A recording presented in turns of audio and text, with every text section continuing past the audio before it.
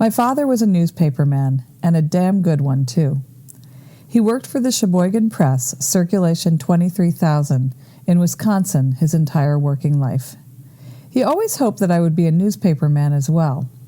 Throughout his career, he was a copy editor, reporter, city editor, and more. As such, I had a live-in journalism professor in my home growing up.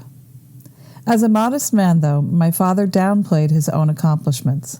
It wasn't until I was 12 or 13 that I learned he had been nominated for a Pulitzer Prize for his reporting on the Kohler Company's strike. It was one of the nation's biggest strikes that year, and certainly one of the most ugly in the history of American labor.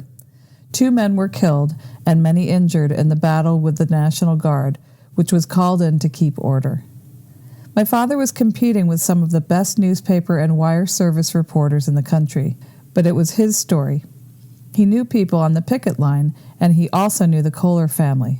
Still, he was able to be fair and impartial in his reporting, as evidenced by his Pulitzer nomination. I will never forget the day my father taught me how to stick to the rules of journalism, but still be kind. Dad had just gotten home, fixed himself a bourbon highball, and sank into his favorite chair when the doorbell rang.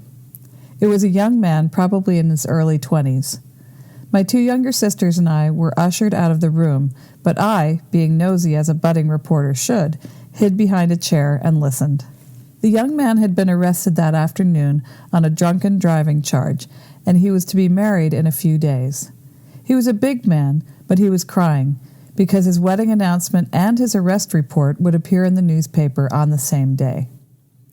Dad was one of the kindest and gentlest gentlemen I have ever known. He said he would like to help, but he couldn't.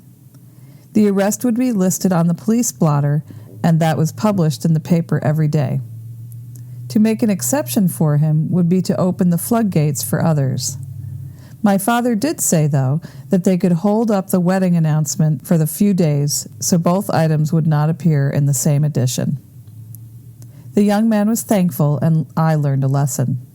You had to stick to the rules and ethics of the game, but sometimes there was a fair solution to a problem.